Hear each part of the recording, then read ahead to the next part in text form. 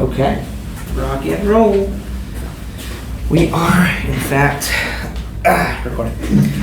Hang on. Okay, that's it. It's necessary. This is very important.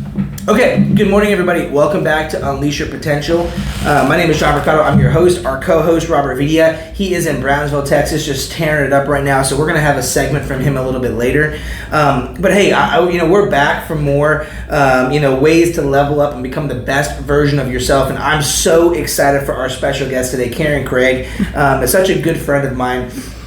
And wow, her story is so powerful. And talking about somebody who has consistently leveled up in every area of their life over time, man, her story is just so powerful. And I'm excited for you guys to hear it. And I'm excited that she's here. Caryn, good morning. Good morning, John. Thank you so much for having me be part of your podcast. Oh yeah, listen, you're awesome. There's no way I couldn't have a podcast and not have you be a part of it. You're so amazing. Yeah, no, I'm just being honest, and I know we haven't known each other for that long, but we've built a pretty good relationship in a short amount of time. And Caryn, I think one of the biggest reasons why that is because of where we're from. Caryn, where are you from? New Jersey. Oh yeah! Yay! Right. We've got another Jersey friend here.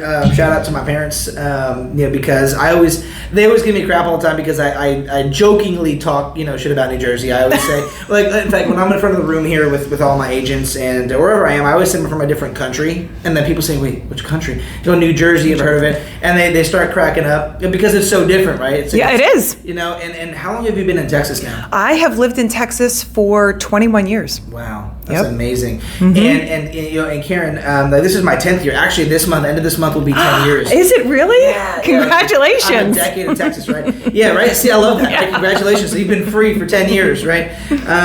But hey, so obviously, you're from New Jersey. You live here in Texas. What motivated the shift from New Jersey to Texas? Honestly? Yeah. The weather. Yeah, amen. Yeah, it's cold there. It is very cold. Man, it was October 27th, 2003, and I was getting up at like 5 a.m. to go to work, sliding down the driveway in my heels, and it was 27 degrees. Oh, God, no. And you would... Well, back then, we didn't really have weather apps, but you would look at the television and the weather channel, and you would see that it was still 85 degrees here. And I was like, okay, deal. Yeah.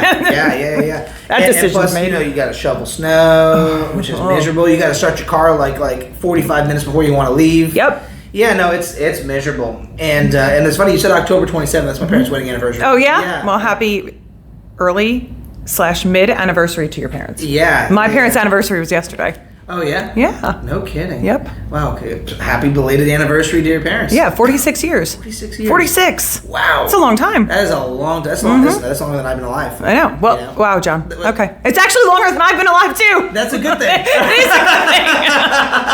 That's funny. Yeah, but no, I'm with you on that, actually. And I'll tell you what, I won't ever forget this because there's only one time I personally remember New Jersey dropping into the negatives, like while I was living there, like substantially into the negatives. And it actually was January of 2014, like right before I moved, and it was what was it? I think it was January 3rd or 4th. It was right after New Year's. And I just got back from Texas. I was in Texas from like the 28th of December to the 1st, and I just got back, and it was like negative 20 degrees. It was like the coldest moment in like New Jersey recent history or whatever. It was crazy. And but it was so cold it wasn't even cold. That's kind of how it was. And I was working for Acme. You remember Acme? Oh man. Yeah. Yes. For those who don't know, that's Albertsons. I was working for Acme, and I remember having to go into work, and I'm like, guys, it's negative 20 something degrees, and you want me to show up? They're like, well, hey, someone's gonna come into the store today.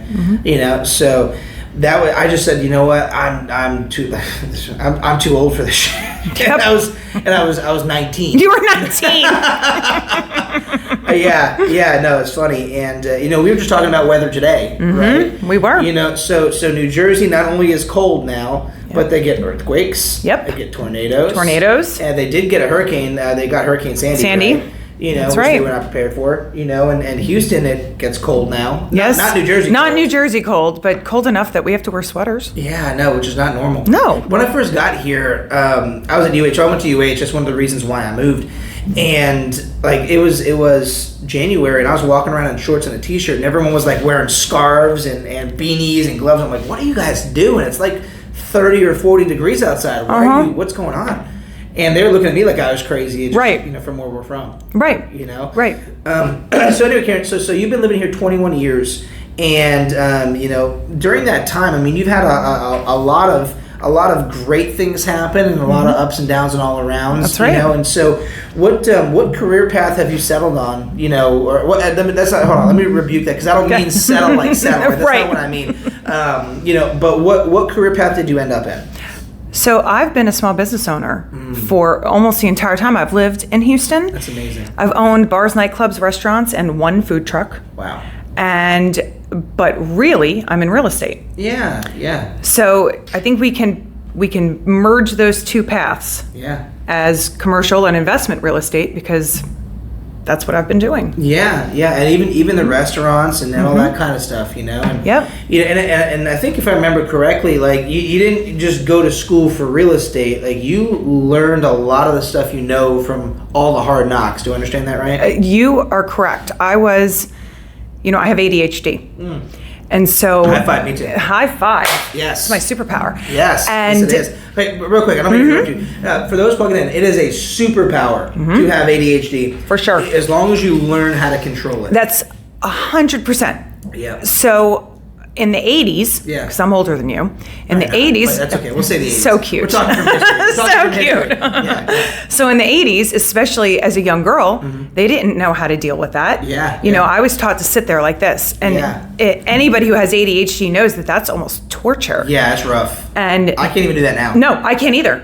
And I didn't take my medicine this morning. Yeah. So to sit in one place, it's just torture. Yeah. But I learned. And the way I was able to maneuver myself through school was through ballet.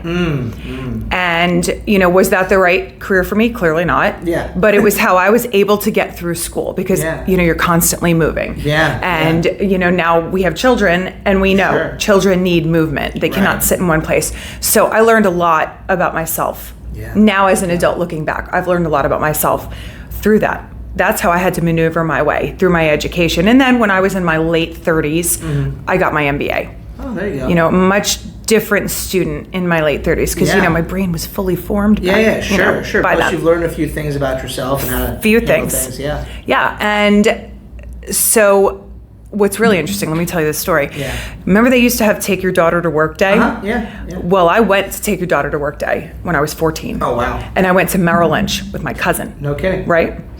And she was sitting in a desk in a cube, and I literally had this moment when I was 14, and I said, I will never be able to do this. Yeah. And I was right. Yeah. I have never been able to do that. Yeah. And it was this turning point in my life that I was like, what am I going to do with the rest of my life? And, I thought it was going to be dancing for a long time until I got hurt. And then that ended quickly. Yeah. And I had to, again, pivot and maneuver. What am I going to do? So my actual undergraduate degree is in arts administration. Really? So I was able to take all of these business classes. Yeah. And, decided the nonprofit sector wasn't for me. Sure. But owning my own business and being a small business owner, that was it, because you're constantly moving, constantly shaking, constantly making a deal. It's never boring. Your days are never the same. And real estate's the same. Yeah, it is. That's such a powerful story. And I think it's funny because, even though our paths were very different, the internal motif is the same. And I didn't find out about the ADHD actually until I was grown. Right.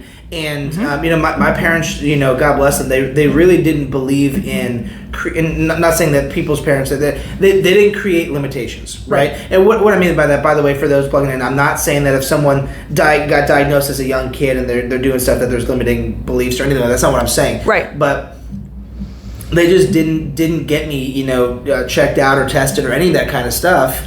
And I'm almost glad that they didn't, because I had no idea that that's what was going on until I was in my mid-20s. When I did get tested as an adult, the doctor that was handling the testing, her exact words were, you are a medical anomaly. That's what she told me. She said, there's no, like, she said, I've been doing this over 30 years. It doesn't make any logical sense that you've had the successes that you've had with no diagnosis, no medication, or no guidance. And she says, I really at this point have to just chalk it up to you've been in the right place at the right time with the right people every step of the way. Right. You know, because you know how people with ADHD, they're literally one environment away from a very different life. Yes. Because of the way that our personalities are and the way that we carry ourselves. And, right. And so I know people personally that have grown up with the same stuff that we have, but they did make one decision and get involved with one group of people, and then it just spiraled downhill. Right. And it's never going to recover, unfortunately. That's right. Because of the decisions that were made, right? That's right. So I think it's just truly amazing what you have achieved, you know, given what you and I were both born with. Well, same with you, friend. Yeah, we'll make it happen, right? But and I, by the way, this is me just being honest. I think it's almost like a little secret to success in business. Like I really almost, because we just go, like we'll figure it out. Like we're planners, we plan things out, you know, we have vision, but we go, we take action, we do stuff. Problem solvers. Yeah. And so, you know, talking about problem solving, because I think that, you know, you have, if we, again, I'm not a person that believes in limitations at all, and to any capacity, but if we look at modern society for a second, and we say, okay, you know, woman, small business owner, real estate, bar industry, you know, mom, all these different things, you know, you have literally like a deck, you know, figuratively and literally stacked against you, right? But you just choose to plow right through that. Talk about resilience for a second. I don't even think of that. Yeah. I don't ever think about the negative. That never even occurred to me that anything is stacked against Especially me. because, like, even back then when you got started in these things, I mean, that's even less modern than now. Right. Oh, 100%. Yeah. I mean, as a bar owner, and in the sector that I worked in, I was the only woman for almost 20 years. Wow. Doing business in that neighborhood. And it never even occurred to me that was a limit. Yeah. I don't put limits on myself. Yeah. I don't put limits on anybody. Yeah. Because why would you do that? Yeah. And the world's going to do that enough to you if you let it. There's enough negativity out there. If you want to focus on negativity, it is so easy to do that. Oh, yeah, sure. But you know what? It's even better to just block it all out and just know that there is no limit. There's no limit at all. You know, the people talk about, you know, with real estate, which we don't need to go super into that, but the market's so down and interest rates and the NAR commission thing. Why are you focusing on that? Yeah. Why are you focusing on that? That's all noise in your head. Yeah. That's just put that out of your head. Keep going forward. Do what you do. Yeah. Don't focus on the negative, because if you know you reap what you sow. And you know, the pursuit of happiness. Yeah. Are you too young for the pursuit of happiness? No, I know the pursuit. Do you remember in The Secret? Yeah. Remember The Secret? I mean, I found The Secret to be kind of cheesy, but the message is amazing. Yeah, no, it is. It's amazing. Yeah, and I talk to everybody. We talk on the podcast all the time. What you focus on grows. 100%. You know, and it's interesting. By the way, I've been watching a lot of content recently, and I want to give this guy credit. I don't remember his name. But this is a guy that talks about your verbiage and how to have deeper conversations with people and better conversations. And he comes across like an asshole because of the way like he presents himself. Yeah. But either way, his verbiage when talking to people is so good. And it's you know, like when you're having a conversation with somebody and you're pouring belief into them, and then they say, but there's but the way that that's funny that you got that. That's how you know we're on the same page. But if you take out the word "but" and add one specific word, it changes the whole dynamic of the conversation. 100%. And that word is "and." Right. So instead of "yes, but," it's "yes, and." Right. So the market's down. Yeah. And, you know. Right. The interest rates are high. Yeah. And people are still buying. Right. Yeah, the market's down. Yeah, and people are still buying. You know, people are still selling. Oh man, land prices are outrageous. Yes, and people are still building. Right? It's so that one little shift changes that dynamic. Why do you think people are wired that way? Why do you think people, you know, focus on the negativity? Oh, it's all around us. Yeah. What sells? What sells? I was drinking. Yeah, negativity. What sells? Negativity sells. Doom and gloom. Yeah. 100%. I started my career with Enterprise Rent-A-Car. Yeah. Which Enterprise Rent-A-Car was the best and the worst of everything. Sure. Enterprise Rent-A-Car is the reason why I can walk into any business that I own and within 30 seconds know everything. So hey guys, plugging in. We're going to be back again with more Unleash Your Potential. Just for the record, we've got episodes 1 through 6 on Spotify right now, Instagram, and on YouTube. And I'm going to link everything in the show notes. And you guys can expect episodes 7, 8, and this episode 9 in just a little bit, guys. Take care, Houston. I'll see you later. That is going on. Yeah. So excellent entrepreneurial training, but it was a lot. Yeah, I believe that. Enterprise Rent-A-Car, until the last 5 or 10 years, they didn't do any advertising. It was all word of mouth. Wow. And they trained us to say that when you have a great experience, you're going to tell 1 to 4 people. But when you have a negative experience, you're going to tell 10 or more people. Yeah. Humans are just wired to be negative. Yeah, misery loves company. Exactly. And we see it. Let's take the primetime news. Yeah. You're going to have negative story, negative story, negative story, negative story. And at the very last segment, you're going to have a tiny little bit of positivity. Yeah. What are they focusing on? They're focusing on the negative. Yeah. So what do you do in your life to make sure that you're not focusing on the negative? Yeah. I know what I do. Yeah, what do you do? Lifelong learning. Yeah, amen. Lifelong learning. I listen to music sometimes, but most of the time I'm listening to audiobooks, I'm listening to podcasts, I'm doing things to better myself or to help other people. Because at the end of the day, when you're helping somebody, you're gonna feel so good about yourself. Oh yeah. And we teach our children this. My daughter, she's 12, she's amazing, and she came home the other day and she said, Mama, somebody didn't have something for lunch. And she goes, and I felt bad that they forgot their lunch. Yeah. And I said, did you? Okay, how'd you handle that? Yeah. I gave them half of whatever she had. It was like her treat or something. Yeah. And she goes, and you know what? They were so happy. And it made me feel like I had something growing inside of me. Wow. And I was like, isn't that amazing? Yeah, that you that's helped amazing. somebody and it made you feel amazing. Yeah. I mean, there's nothing better that I can ask for as a mother. Yeah. Because my kids are amazing. That's also a testimony to the way that you parent, right? Because some kids might say, haha, you don't have lunch, tough, but yet Not in my house. Yeah, but I was just saying, your daughter, had that upbringing to where she felt like she could make a difference, and she did, right? Think about the day that how that she made that kid's day. Oh yeah, 100%. She totally did. Wow. She totally did. I pray that Aaron and I raise our daughter that way. You will. Yeah. You will. That's amazing. Children watch their parents. Yeah, that's true. And so I'm glad you say that because, obviously, right now, you're in the middle of another shift. And I just believe personally, it takes so much courage to where you're establishing a career path, you know what you're doing, the plan is kind of all together. And then, life has a funny way sometimes of throwing a monkey wrench in the plan, and now we've got to make a shift. Right. And but your kids are watching mom attack a shift. She's not she's not settling through the shift. She's not letting the shift, just guide her. You're attacking right now. And I think it's amazing. Without you going, too deep into the personal side of things, because I know how important that is right now. What kind of shift are you making? So I'm making a family shift. I am getting divorced. And, divorce is a scary word for children. Sure. Because, when you think of divorce, if you write it on a paper and then you put all the other words that are in your head surrounding that word, it's very scary for kids. Yeah.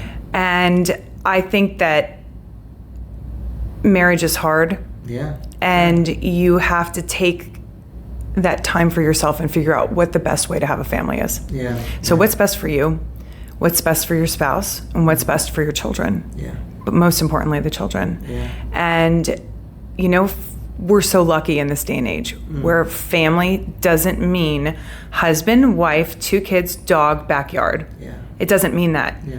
It's a blank slate and you can create whatever you want it to be. And it's important for kids to see adults being healthy. Yeah. And it's important for kids to be modeled appropriately. Yeah. And I was home with them for a long time. Yeah. Because, after Hurricane Harvey, my children needed me. That was extremely traumatic for our family. Yeah. And so I just worked from home. And I would go into town once or twice a week, but I was home with them. So about 2 years ago, 18 months, 2 years ago, when I made the decision to fully change my career, I wasn't home with them anymore. Right. And that was a huge shift for them. Yeah.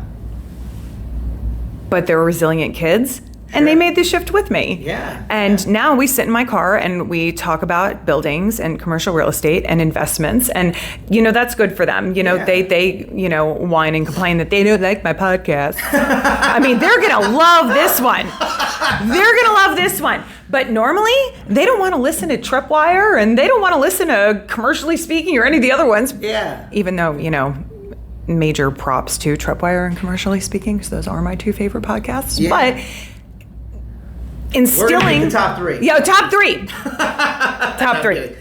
But it's your children, you need to instill lifelong learning in them. Yeah. And having them be exposed to all of that at a young age, that only helps them. Yeah, it bores them, but they're okay. It's okay to be bored. But they're getting programmed. They are. And so, as I enter this very big change in my life, I just pray that I'm modeling what I want them to end up being. Yeah. Well, I mean, outside looking in, you are, right? Because you're a person of faith and leadership, and you're growing a business, and by the way, just those three things alone are huge that a lot of children don't have modeled in their life. Even the first one, people don't have somebody of faith to really guide them in their life, and then they don't. A lot of times they don't have people in a leadership role that really lead, and coach, right? And then look, you and I kind of grew up. I'm almost 100% sure that we grew up with the same same model, in that a lot of times our parents, our grandparents, and the people around us were, hey, go to school, get a good job. Work your way up the corporate ladder, and then in 30 years, 40 years, you can retire and live your dream life, which, by the way, very rarely happens. I don't think it happens anymore. Yeah, I would agree. It's not corporate culture anymore. Yeah, it's not. I don't think it's been that way for a long time. I agree. But think about this. You've been running your own deal for the last 21 years. Right. And your kids are watching you make this major shift in your life, but you're not shutting down your business. Right. You're not you're not hanging out, in bed until 1 PM, and you're not slowing down. Right. You're keeping the family moving. Right. And that's an amazing model for your kids. Thank you. It teaches resilience, and that's why they're resilient. Yeah. Because they have a great model. Yeah. So we're gonna wrap up in just a few minutes, but one of the things I think we should hit on, is some of the shifts that you're making in your career, and the way that people can connect with you. Because obviously you have a story and you bring a lot of value to people, and not just personally, you bring a lot of professional value to people. And so you've got your real estate business, and what's the vision with your real estate business now? My vision is to help families grow their wealth through real estate. And, that could be buying rental properties. Sure. It could be buying a warehouse. It could be land flipping. Yeah. But real estate is an excellent investment. Sure. Historically, it's the best investment. Yeah. And the only thing I want to do is help people. Yeah. The other side of that is, helping people understand the foreclosure process, because I truly believe the system is set up to make you fail. Yeah. And that's something that I'm very passionate about. Yeah. And there's articles every day. Yeah, maybe just look at what's going on right now with taxes and interest rates and all these different things. And insurance. Insurance, yeah. And listen, Harris County is because you also live in Harris County. I do. Yeah. I live on the outskirts. Like if I was 3 blocks over, I wouldn't be in Harris County. But like Harris County, all love to Harris County, but I think it's one of the biggest counties, if not in the top 5 in the U.S. Yep. But it's the worst insurance county. I mean, think of the things that happen here. Yeah, in the whole, I think it's literally, if I remember correctly, I think one of my friends, Ricardo, I think he was literally saying it's the worst property and casualty insurance county like in the country. I mean, think of the things that happen here. Hurricane season is upon us. Yeah, and we just had like 4 tornadoes drop in the city at the same time. Yes, I mean, major damage to downtown. I mean, there's still people almost a week later without power. Yeah. I mean, it's unbelievable. So yeah, it's totally believable that our insurance is crazy, but it makes people house poor. Yeah. And I mean, it makes them house broke. Literally. House poor. Literally. I mean, you can miss one paycheck. That's it. And it can ruin your life. Yeah. And if I can help somebody understand that process and understand the ways out that don't have to financially devastate you, I've done my job. Yeah, I agree with you. And I think that's so powerful. And I know how skilled you are and how knowledgeable you are, but most importantly, how passionate you are. And I think, and it's interesting because we have a similar mission, but just 2 ways of helping people do that, right? And the way that it aligns is that I'm looking to help people make more money, right? And so this prevents them from being house broke, but at the same time, they might, like, I'll give you an example, somebody very, very close to me, just because I know, what they're going through, and I'm not gonna share who, but somebody very, very close to me just got laid off. And it's a tragedy because of what they have already been through in the last 12 months, and then this on top of it. It's bullshit. That gets me very angry. Like, I get really angry about it. And I said, okay, well, thank God I have the ability to write a check every month. Like, I can make as much money as I want, and so can you. Thank God that we're a business for ourselves, and we can do that. And it just makes me think, and I posted this on social media yesterday. I think it was yesterday. I got a little, because I found out the news and I got pissed. I'm like, there's it's, you ever seen that meme that says something changed my mind? Yes. Like the debate. Yes. Thing? Yeah. And it comes down to, I personally don't believe that there is such thing as a good, great, or secure job. I don't think that exists. And I'd love for someone to try to change my mind. And the way I look at it is, if your company, what company it is, even if it's the government, if your company has to pick between paying the light bill or paying your salary, what are they going to pick? Right, they're paying a light bill. They're paying a light bill. You're gone. You exactly. are expendable. You are expendable. Yeah, and in fact, I personally believe the more money you make, the more expendable you actually are, because you're the biggest liability. Exactly. Exactly. You're the biggest liability, and so... I just think that if people are in that situation where the walls are closing in, figuratively and literally, where they're days away from getting the foreclosure notice. Yes. Right? I think they need to contact you, because I know how good you are. In fact, if they have been struggling since COVID, think about how many people haven't recovered from that. Oh, yeah. So if you've been struggling over the last 3 or 4 years, I think they got to get in contact with you. I agree. And listen, let's talk about making more money, but you need to have the education of, just in case, here's what I need to do, because correct me if I'm wrong, in that process, it can get messy if you don't do the right thing. Super messy, super quick. Super messy, super quick. 3 mortgage payments. 3. And you're in foreclosure. Yeah, and I know people that have been going through that. It's been crazy, and I think that we can help people reframe their thinking to why is this from why is this happening to me? Why do things not work out the right way? All these things, and we can reframe their thinking, but it's a process, right? We've got to reframe their wallet, we've got to reframe their situation, but ultimately we got to reframe people's thinking. The victim mentality is not helping anybody. Yeah. It's just not.